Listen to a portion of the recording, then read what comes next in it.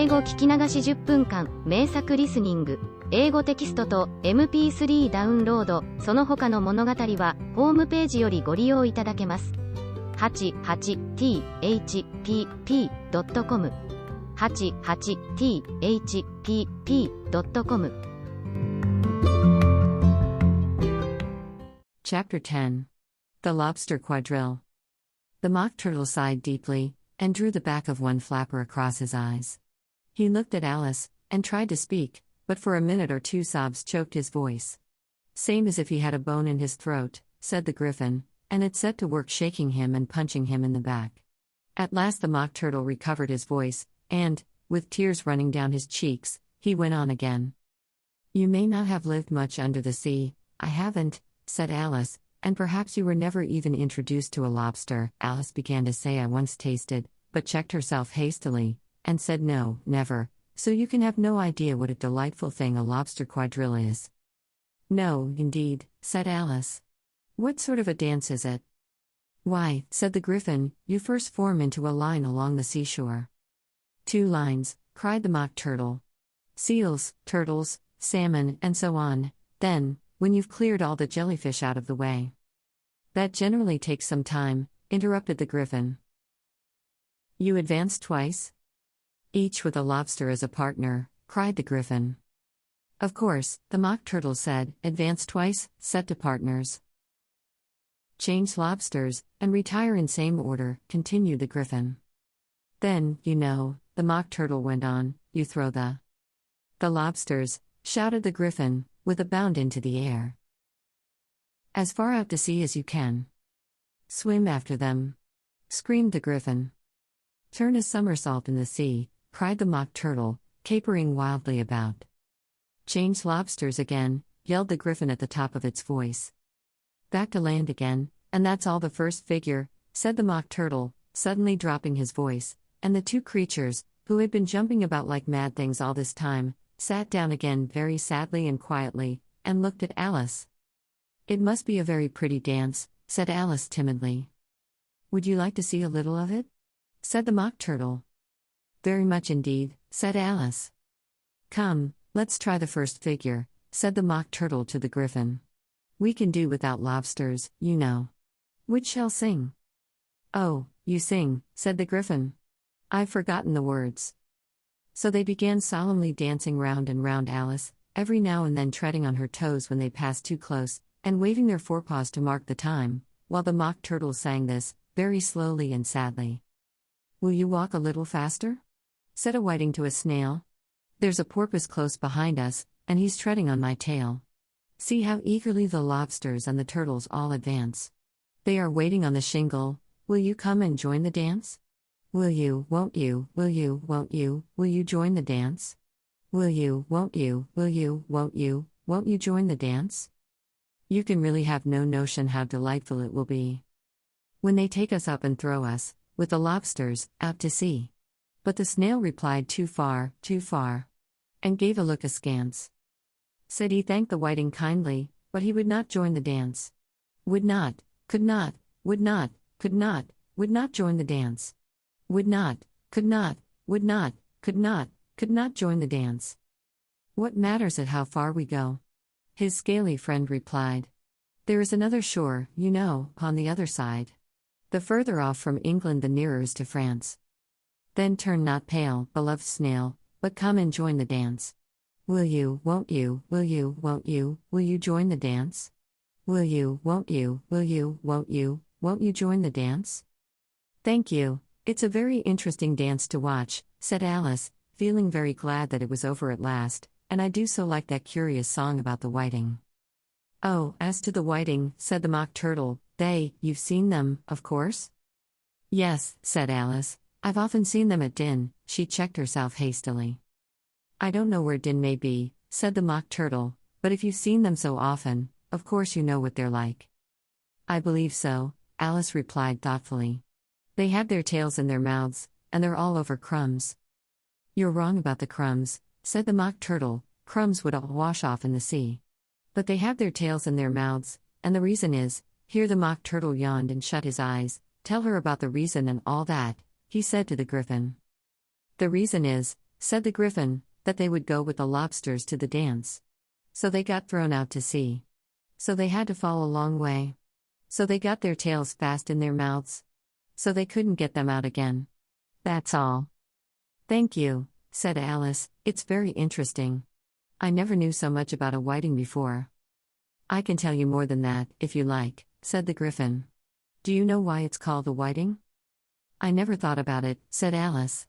Why? It does the boots and shoes, the Griffin replied very solemnly. Alice was thoroughly puzzled. Does the boots and shoes? She repeated in a wondering tone. Why, what are your shoes done with? Said the Griffin. I mean, what makes them so shiny? Alice looked down at them, and considered a little before she gave her answer. They're done with blacking, I believe. Boots and shoes under the sea, the Griffin went on in a deep voice, are done with a whiting. Now you know. And what are they made of? Alice asked in a tone of great curiosity. Soles and eels, of course, the Griffin replied rather impatiently. Any shrimp could have told you that. If I'd been the whiting, said Alice, whose thoughts were still running on the song, I'd have said to the porpoise, keep back, please, we don't want you with us. They were obliged to have him with them, the Mock Turtle said. No wise fish would go anywhere without a porpoise. Wouldn't it really? Said Alice in a tone of great surprise. Of course not, said the Mock Turtle. Why, if a fish came to me, and told me he was going a journey, I should say with what porpoise. Don't you mean purpose? Said Alice. I mean what I say, the Mock Turtle replied in an offended tone. And the Griffin added, come, let's hear some of your adventures. I could tell you my adventures, beginning from this morning, said Alice a little timidly, but it's no use going back to yesterday, because I was a different person then. Explain all that, said the Mock Turtle. No, no. The adventures first, said the Griffin in an impatient tone. Explanations take such a dreadful time. So Alice began telling them her adventures from the time when she first saw the White Rabbit. She was a little nervous about it just at first. The two creatures got so close to her, one on each side, and opened their eyes and mouths so very wide, but she gained courage as she went on.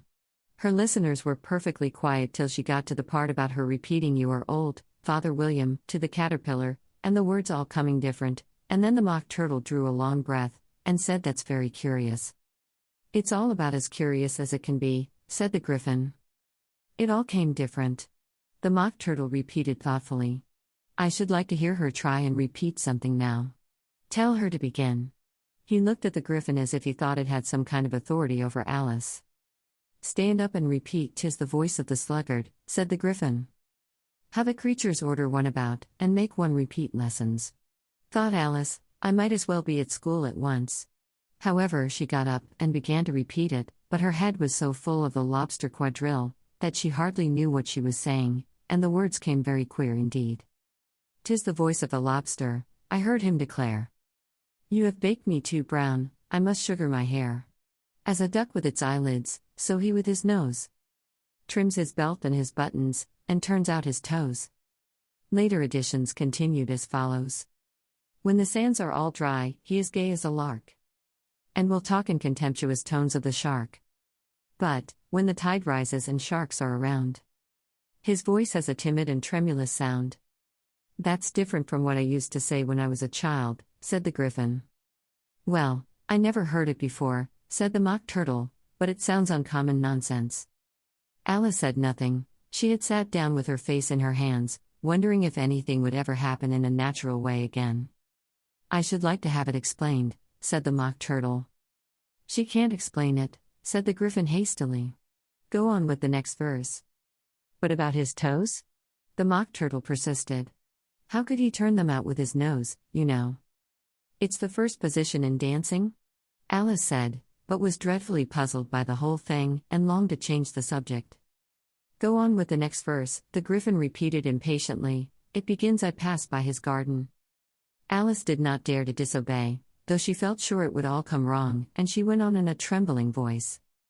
I passed by his garden, and marked, with one eye, how the owl and the panther were sharing a pie. Later editions continued as follows. The panther took pie crust, and gravy, and meat, while the owl had the dish as its share of the treat. When the pie was all finished, the owl, as a boon, was kindly permitted to pocket the spoon, while the panther received knife and fork with a growl, and concluded the banquet. "What is the use of repeating all that stuff?" the Mock Turtle interrupted, "if you don't explain it as you go on. It's by far the most confusing thing I ever heard." "Yes, I think you'd better leave off," said the Gryphon, and Alice was only too glad to do so. "Shall we try another figure of the lobster quadrille?" the Gryphon went on. "Or would you like the Mock Turtle to sing you a song?" "Oh, a song, please, if the Mock Turtle would be so kind," Alice replied, so eagerly that the Gryphon said, in a rather offended tone, "No accounting for tastes. Sing her turtle soup, will you, old fellow?" The Mock Turtle sighed deeply, and began, in a voice sometimes choked with sobs, to sing this. "Beautiful soup, so rich and green, waiting in a hot tureen. Who for such dainties would not stoop? Soup of the evening, beautiful soup. Soup of the evening, beautiful soup. Bo, beautiful soup. Bo, beautiful soup. Soup of the evening. Beautiful, beautiful soup. Beautiful soup. Who cares for fish, game, or any other dish? Who would not give all else for 2p? Pennyworth only of beautiful soup? Pennyworth only of beautiful soup? Bo, beautiful soup. Bo, beautiful soup. Soup of the evening. Beautiful, full soup." "Chorus again," cried the Gryphon, and the Mock Turtle had just begun to repeat it, when a cry of the trial's beginning was heard in the distance. "Come on," cried the Gryphon, and, taking Alice by the hand, it hurried off, without waiting for the end of the song.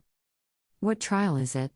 Alice panted as she ran, but the Gryphon only answered, "Come on," and ran the faster, while more and more faintly came, carried on the breeze that followed them, the melancholy words.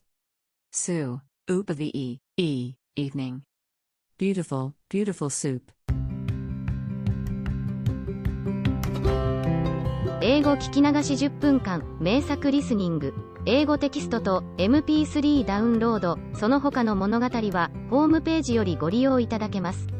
88thpp.com 88thpp.com